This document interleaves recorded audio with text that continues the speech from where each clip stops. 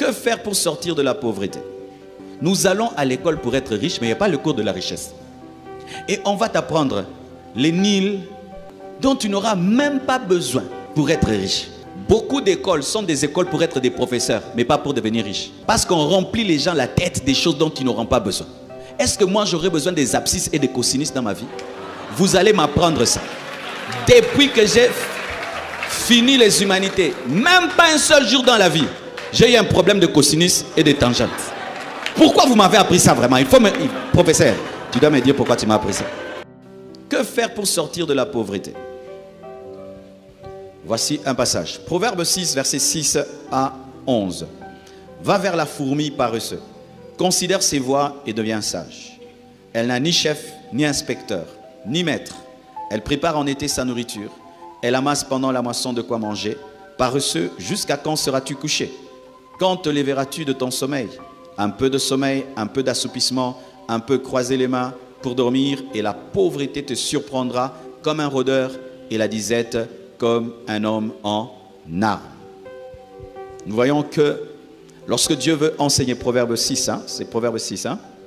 J'ai donné le bon verset? Ok. Lorsque Dieu veut enseigner la richesse, il conduit l'homme vers la fourmi. La fourmi nous enseigne qu'il faut travailler. La fourmi nous enseigne qu'il faut être sage. La fourmi nous enseigne qu'il faut travailler sans être poussé par un chef.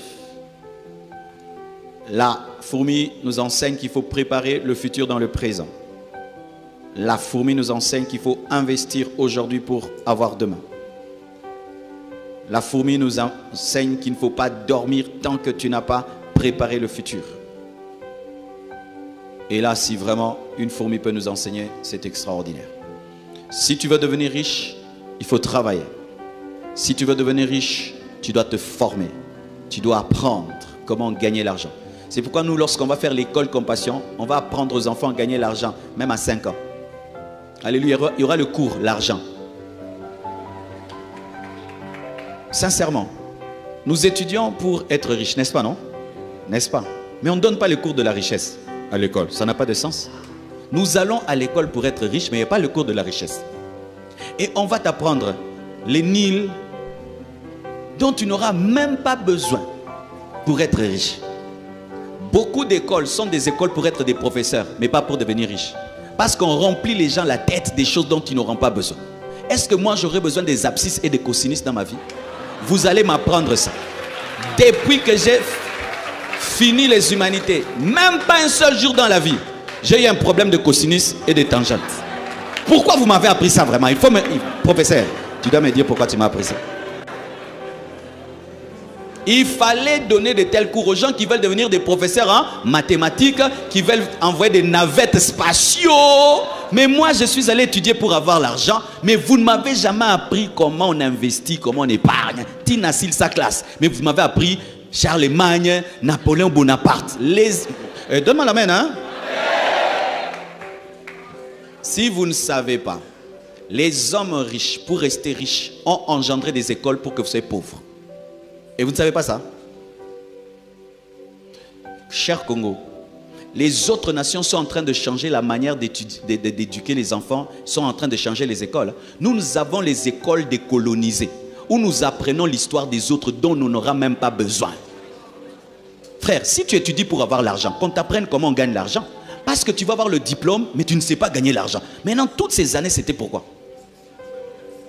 Vous me mettez des cours même de gymnastique. Et j'échoue en cours de gymnastique. Est-ce que je vous avais dit que moi, je vais être karatéka? Mais vraiment, des choses inutiles. Il faut que dès le départ, on canalise quelqu'un par rapport à ce qu'il veut devenir et qu'on enlève tout ce qui est inutile. Ce que je suis en train de dire, ailleurs, on appelle ça Montessori. Ça existe déjà. Allez sur Internet, tapez ça. Il y a des écoles où il n'y a plus de premier de la classe ni dernier de la classe. Vous savez ça? Parce que ce n'est pas parce que tu es premier de la classe que tu es intelligent. Des fois, seulement tu as la capacité de répéter comme un perroquet ce que le professeur a dit. Et toi-même, tu ne comprends rien dedans. La preuve, c'est que certains premiers de la classe, après même être premier de la classe, il n'a rien retenu. Il a seulement gobé et puis il a écrit. C'est pourquoi, chers parents, à la maison, tu dois équilibrer ce qu'on donne à tes enfants. On dit, on ne donne jamais l'argent aux enfants. Il faut lui donner l'argent et tu dis, garde cet argent, dans un mois, je veux voir ce que tu vas en faire. Et puis dans un mois, il revient et dit non, j'ai gardé. Donc tu sens quel esprit comptable. L'autre, il revient et dit non, j'ai 300. Tu sens que c'est un investisseur.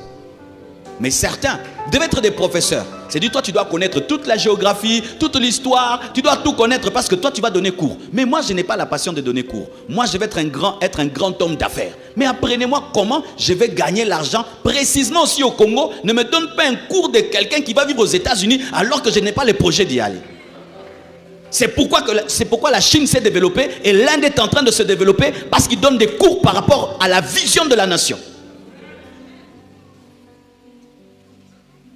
Alléluia. Donc, chers frères et sœurs, il faut que tu te formes par rapport à l'argent. Et si tu n'en as jamais reçu, il y a des livres, il y a des cours, même sur Internet, sur YouTube, qui apprennent comment tu peux devenir riche. Parce que tu peux vouloir devenir riche, mais tu n'as pas l'intelligence financière. Te former, aussi patienter, persévérer, être excellent, être différent. Tu vends des beignets, moi aussi je vends les beignets. Mes beignets sont parfumés, j'aurai plus de clients que toi. Tu as un restaurant, j'ai un restaurant. Dans mon restaurant, quand on fait la commande, après 10 minutes, on est servi. Chez toi, après 1 heure, j'aurai plus de clients que toi. Tu viens dans mon restaurant, moi je salue mes clients, mais toi tu ne les salues pas, j'aurai plus d'argent que toi. Chez toi il y a des mouches, chez moi il n'y en a pas, j'aurai plus de clients que toi. L'excellence. Aussi, pour être riche, tu dois apprendre à donner. Alléluia. Apprendre à donner. Car l'argent, avant d'être un papier, est un esprit. Et si l'argent te domine, il ne viendra pas dans ta vie. Mais si tu domines l'argent, tu ordonneras l'argent, l'argent viendra. Aussi, tu dois faire une alliance avec Dieu. Seigneur, si tu fais de moi un homme riche, voici ce que je ferai pour toi. Il faudrait que Dieu trouve sa part dans ta richesse. Alléluia. Il faut que tu fasses une promesse. Seigneur, je te promets, je ferai ceci, je ferai cela. Je crois le pasteur Mohamed, nous a parlé d'un homme qui est arrivé jusqu'à donner à Dieu 90% de tout ce qu'il avait. Alléluia. Dieu doit avoir sa part dans ta richesse. Parce que Dieu ne peut pas t'enrichir pour t'enrichir. Tu dois être riche pour lui. Alléluia. Tu dois avoir une motivation pure pour être riche. Si tu veux être riche seulement pour Omel Sabatuma Inatonga, alors Omel Sabisote. Ah oui, ne deviens pas riche pour rendre les gens jaloux. Je vois beaucoup de gens aujourd'hui veulent devenir riches pour rendre les autres jaloux. Il achète une voiture, il met sur Instagram. Il construit une maison, il met sur Instagram. Il achète des chaussures, il met sur Instagram. Donc toi, tu deviens riche pour que les gens aient des cauchemars.